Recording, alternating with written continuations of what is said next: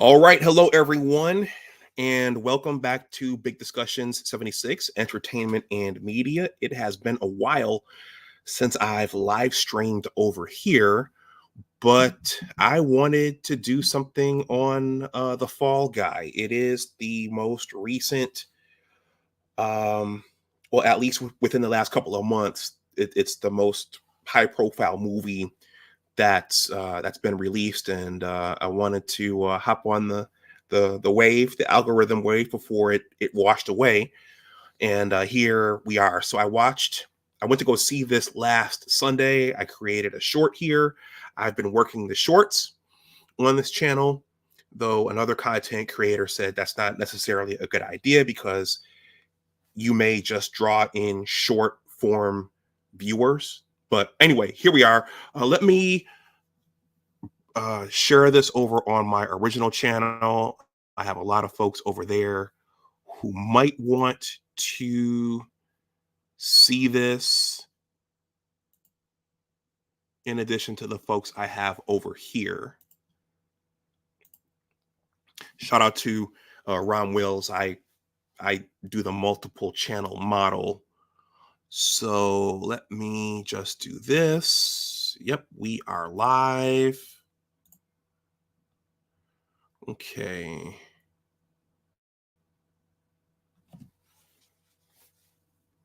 Let's see, new pinned chat.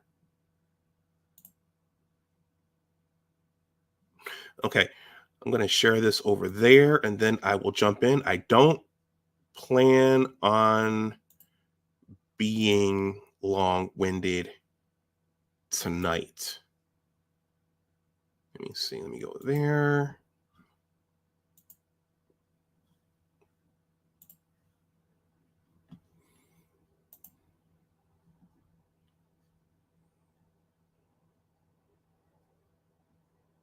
Okay. I'm just waiting for my internet. Okay, there it goes. All right.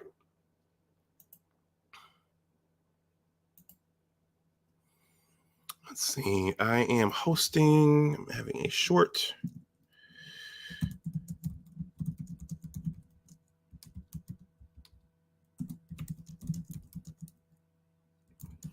The Fall Guy movie.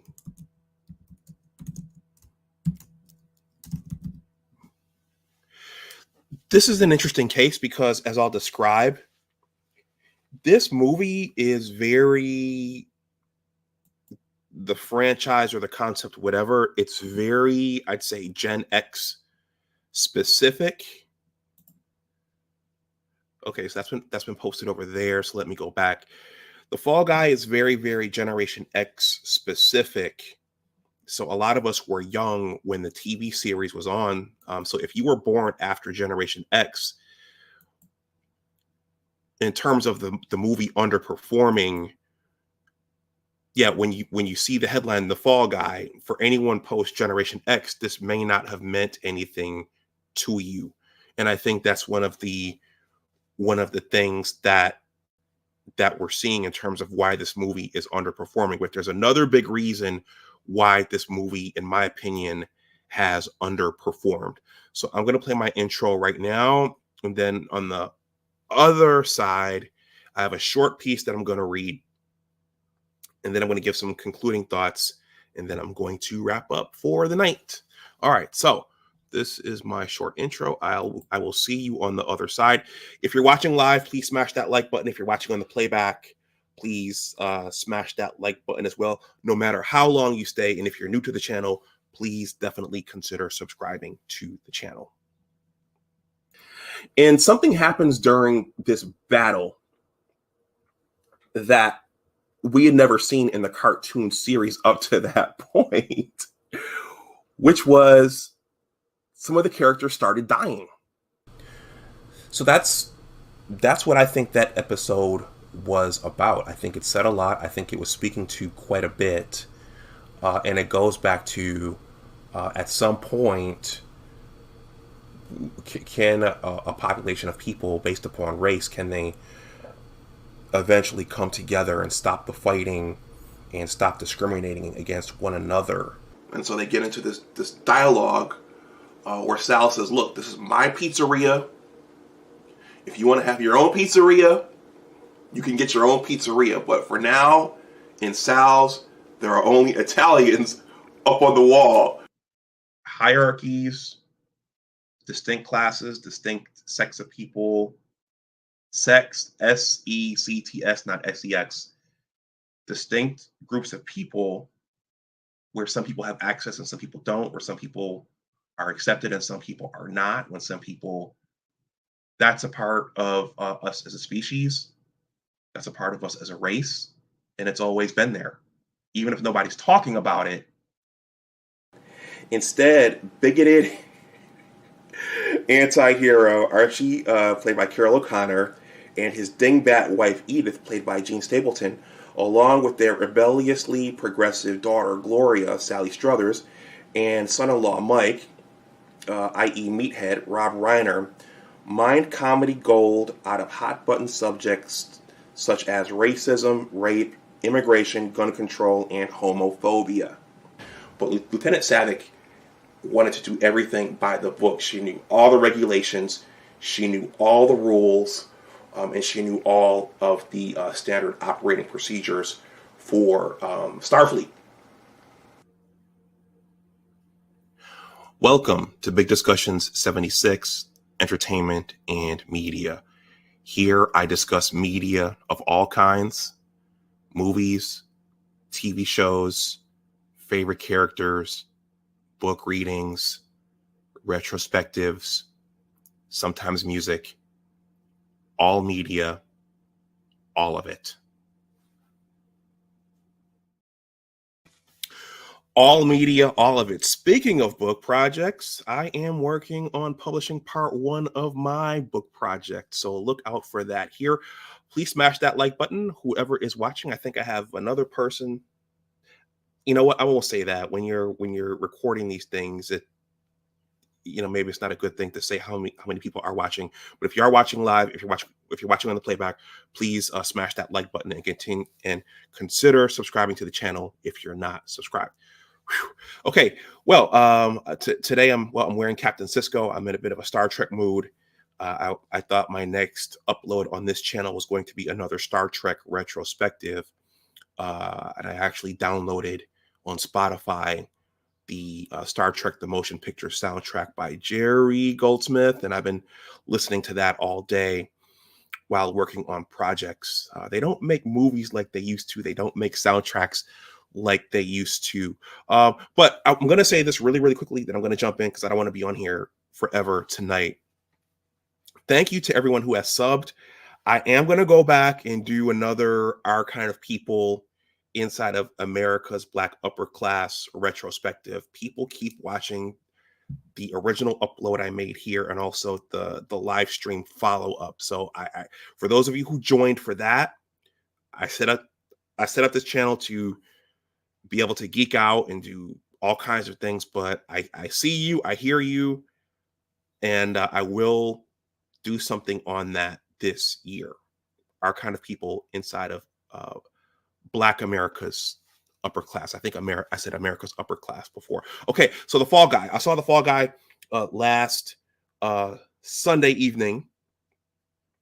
I had not gone to the movie theaters in a while, and this looked like it was worth my going to the movie theater and spending my almost $20 to get in and to spend my $20 on snacks. Part of the movie going experience for me is getting the snacks, the popcorn, and the soda, and pretty much eating myself full of with the butter popcorn. I like to layer the popcorn, and that's part of the experience for me. So The Fall Guy. So The Fall Guy, for those of you who don't know, it was a 1980s television series starring Lee Majors, the $6 Million Man. Let me just make sure I'm being accurate here. www.google Fall Guy TV series. Let's see. The Fall Guy. Yeah, that starred Lee Majors. I'm going to share my screen really, really quickly. Let's see. Just a brief history here. That starred Lee Majors, Heather Thomas, Douglas Barr, Marky Post. I remember her, Joanne Plug, and Dennis Thimple. And The Fall Guy aired 1981. So I'm going to date myself here. I was 5 years old when this aired. And I do remember this coming on. I do remember the song. Uh, with me being 5 years old, other than knowing that it starred Lee Majors and that he played a stuntman, I'd have to go back and rewatch all the seasons to understand in greater depth what they were doing with it, other than the fact that he was the protagonist and there was some sort of crime to solve or some sort of adventure for him to go through for that series. But the movie was based upon that TV series. So the movie starred Ryan Gosling and Emily Blunt. Okay. I'm just going to show the embed page really quickly. There is Ryan Gosling and Emily Blunt. They were the stars. Let's see. It was directed by David Licht. I think I pronounced that correctly. It was written by Drew Pierce and Glenn A. Larson. Okay, your cast was Ryan Gosling. He played Colt Seavers, so they stuck with Colt Seavers as the protagonist. Colt Seavers was the protagonist in the TV show starring Lee Majors. Emily Blunt played Jody Moreno. Aaron Taylor Johnson played Tom Ryder. He was one of the Maximoff twins in Avengers Age of Ultron. So I recognized him immediately. Hannah Weddingham, she played Gail Meyer. So I guess this would be a bit of a spoiler. They are the antagonists in this movie. So Tom Ryder and Gail Meyer, they are the antagonists. And this also had Teresa Palmer playing Iggy Star, Stephanie Sue playing Alma Milan, Winston Duke. Who remembers Winston Duke from the Black Panther series? He played Umbaku. Yasa, ooh, yasa, ooh, ooh, ooh, ooh. So he was in this. He played the stunt coordinator, Dan Tucker. Ben Knight played Dressler. I'm not going to go down too far in this, but the current It guy, this is a spoiler, Jason Momoa, made a cameo towards the end of this. So in general, I'm going to be brief here. I'm just going to try not to give this away. I know Artisan said he was going to see this. I don't know if he saw it yet, but I was entertained. When I go to see movies, that's what I'm looking for. I'm not as good as dissecting everything out the way guys like Artisan and my brother and the Critical Drinker are. So I was entertained. I think that I wasn't expecting something too deep. I knew that Colt Seavers was going to be the main character, and then there's gonna be something that there's gonna have to be some kind of problem that he was gonna have to solve. So it turns out that him and Jody, they had this kind of love affair thing, and he got injured at the beginning of the movie. Initially, we thought it was by chance. It turned out to not be by chance, and there turned out to be a very intricate plot in terms of what happened to him at the beginning of the movie, and then how he was roped into the plot later on in the movie. And I think I will wrap that up there. It was very creative. It was adapted for our modern times, which is wise to do if you're bringing something from the past into the future. And I'll just say, since this actually came up on my science channel, shout out to Dr. Patrick Dix, deep fakes, the principle of deep fakes was actually used in this movie. And I think I will stop that there. Yeah. But I was entertained. I think if you go to the theater to see it, you'll be entertained as well. But the question is, will you go to the theater to see it? So one of the headlines that broke shortly after the movie was released last weekend was that it underperformed. So it did not make the money that I think the studio hoped it would have made. And I think there are reasons why. So people have been talking about why this movie underperformed. So I have a very, very short piece here. I'm going to read it. And I think some of the commenters underneath this piece got to, and they really, really nailed why the movie underperformed. Okay, so I'm going to run through this. This is short, and then I'm going to wrap this stream up. This is from, this is called The Fall Guys Box Office Confirms a Harsh Reality After a 2.4 billion phenomenon. Okay, this was written by Cal McLeod and it was published 3 days ago. So it really, really matters how movies do, not only in terms of critical acclaim, but also in terms of the dollar amount. All right. While The Fall Guy debuted to a positive reception, its box office troubles can confirm a harsh reality following a 2.4 billion phenomenon. Emily Blunt and Ryan Gosling's action comedy has been a critical success, but despite the strong reviews, the movie has struggled financially. The Fall Guy flopped at the box office during its opening weekend, earning just $28.5 million domestically. So far, the movie has earned back around half its budget, suggesting The Fall Guy isn't on course to profit, and it will need a huge turnaround to have any chance of finding financial success.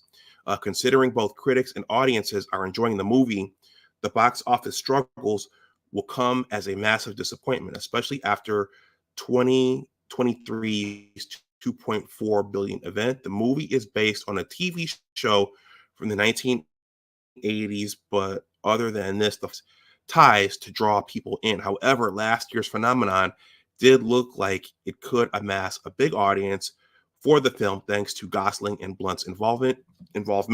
Unfortunately, The Fall Guys box office falling well below its budget sets it up for failure, proving one harsh reality in the process. Okay, The Fall Guys box office outlook was promising after Barbenheimer's 2023 dominance. So after Oppenheimer and Barbie, they were thinking that this movie might generate the same um, revenues. All right. Barbenheimer's 2023 dominance indicated that The Fall Guy would financially capitalize on Emily Blunt and Ryan Gosling's momentum. Barbie and Oppenheimer were two of the highest grossing movies in 2023, with Gosling starring in Barbie and Blunt starring in Oppenheimer. Although neither played the central character, Gosling was nominated for Best Supporting Actor for his role as Ken in Barbie, with Blunt being nominated for Best Supporting Actress for her performance as Kitty in Oppenheimer. Given both films are among the highest grossing movies in the 2020s, alongside Blunt and Gosling having fantastic performances, their collaboration seemed incredibly promising. The Barbenheimer phenomenon meant both movies benefited from each other while also having a small rivalry. This created plenty of memes, which Blunt and Gosling even played up at the Oscars, proving the duo had tremendous chemistry. With Barbenheimer having $2.4 billion worth of success, it seemed like marketing for The Fall Guy would be pretty simple and instantly win audiences over by including two of 2023's biggest stars. Unfortunately, the film's underwhelming box office performance proved this wasn't the case. And while The Fall Guy still delivered critically, it wasn't the box office hit Barbenheimer suggested it would be. Let's see, Barbie and Oppenheimer didn't turn Ryan Gosling and Emily Blunt into box office stars. Although Barbie and Oppenheimer undoubtedly raised Gosling and Blunt's reputation, it didn't turn them into box office stars. Their Oscar nominations reinforced that they are both great actors, actor and actresses, a great actor and actress, even though when playing such different roles, but despite their acting quality, they aren't enough to carry a movie's box office on their own. They were both a critical part of Barbie and Oppenheimer's success, but clearly weren't the key reason. As The Fall Guy has proven, the film's reviews confirm they are both excellent actors, yet the box office is a reminder that they aren't huge box office draws. Let's see. Despite talks of a sequel, The Fall Guy won't be Gosling's next big action franchise unless there is a dramatic box office shift. Given that it isn't part of a larger series, The Fall Guy relied heavily on Blunt and Gosling's name value, carrying its box office following their Barbenheimer success. However, this strategy clearly didn't work as the film is on course to make a substantial loss. Gosling and Blunt may help the movie gross over $100 million, proving they still have some level of star power, but without a greater marketing plan, The Fall Guy always faced trouble.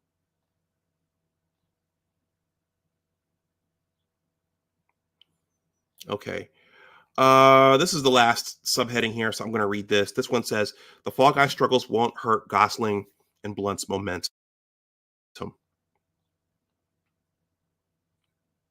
Okay. The Fall Guys box office difficulties are unfortunate, but they won't hurt Blunt and Gosling's momentum.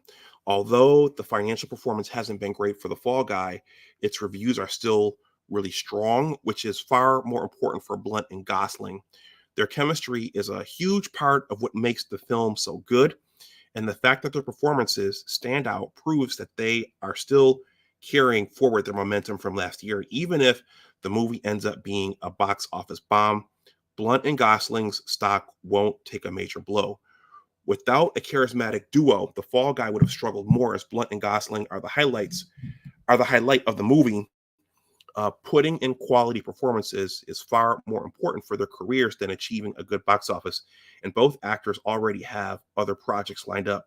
Their upcoming movies will no doubt continue their great momentum while offering them another opportunity to prove their box office capabilities. Given Gosling and Blunt are clearly both still in demand, the Fall Guys' great reviews will be more positive than negative for them, despite the film's box office struggles. Okay, that is the end of that. And I think I'm gonna come back to the comments. I think what happened with this movie, um, the commenters really nailed it, because I hold on a second. I saw my antenna thing, which suggested that maybe my signal quality might have diminished. But I think the commenters of this piece really nailed something that I observed last weekend when I went to go see it. And that's that, you know what? There's nobody in this theater. So for quite a few movies post COVID, a lot of theaters make you select your seat nowadays. And even when I select my seat, when you go in the theater, you still have your choice of seat, unless it's Oppenheimer or Barbie. And even though, in this instance, I picked the seat right up at the top, I don't always go up to the top because I can pretty much sit wherever I want. So the theater was noticeably empty, not just the Fall Guy movie, but the theater in general. Now, it was a Sunday evening. It was a Sunday evening, but I remember going into that movie theater, the AMC 22 here in Alexandria, on a Sunday, and there will be lots and lots of people in there. So last weekend, yeah, there just weren't a lot of people in that movie theater. It was very slow.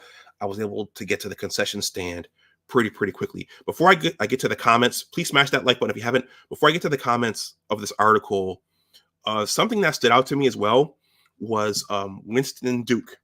Winston Duke in a key action sequence, they actually allowed Winston Duke to body slam one of the female, well, it was a stunt double, but one of the female characters. And that surprised me, as it showed a level of violence against a woman.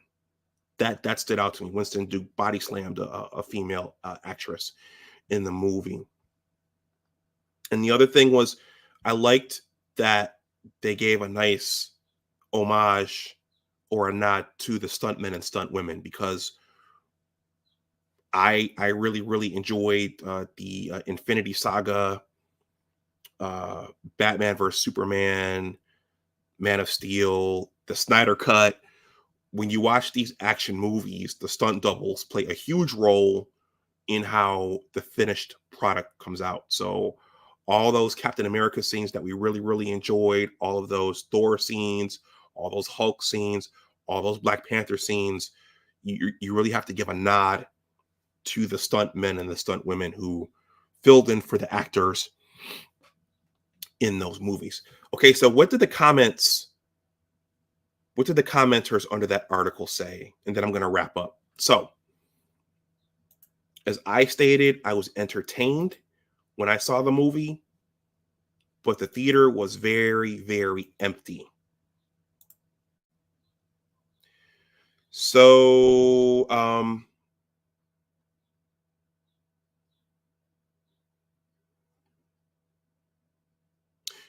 let's see. So Marta said it's the economy, not the movie itself. And this MTN Angel said, I think this person nailed it. He said, he or she says, I don't think the movie makers understand that due to streaming and the economy, most are simply waiting for it to stream. It is easier to pay $19.99 and buy the movie than go to the box office with a family of four. Also, most of the movies nowadays are not family friendly.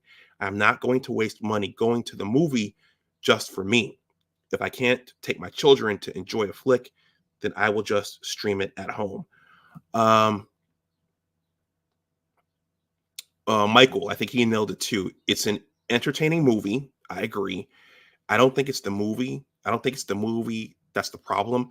My wife and I are at the theater weekly, and we either have a theater to ourselves or with 1 to 3 others. This movie had the most, roughly a dozen. It just seems people are not going to the theaters. Okay, so I think those two commenters, they nailed what I observed when I went to go see this movie last Sunday. I'm going to look for one more.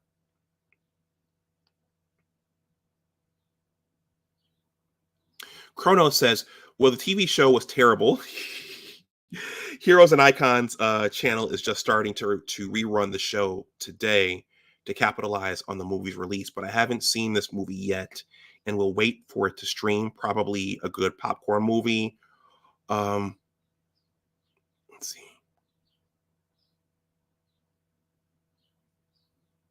And I'm going to read Andrew's comment, then I'll stop. People don't want the box office experience anymore. It takes something special to draw folks out, charge me more, and let me watch it at home. Yeah, I think that nails it. Post COVID, with the streaming, people have post COVID and with the streaming available, people can just watch it at home. People could just watch the movies at home. Shout out to my best friend, the G Dog. Even before COVID, my best friend would say, "Why are you going to the movie theaters? You can just use an app or use this program I'll send you, and you could just download the movie and watch it at home from your living room." And I always enjoyed the experience of going to the theater. For me, that means something. For me, that meant something. But there are a lot of people out there, like my best friend and others, as those commenters noted, that would just rather stream the movie at home and watch it in their living room. You're not paying for $20 popcorn and soda there, popcorn and soda. You're not paying for a $20 popcorn and soda at home, and you have the convenience of being at home. So yeah, I would agree with that. It was an entertaining movie. It was a good movie. It was funny. It was action packed. It had a good plot, good acting by the actors and actresses. But yeah, I don't think people. I think there's a generational piece here.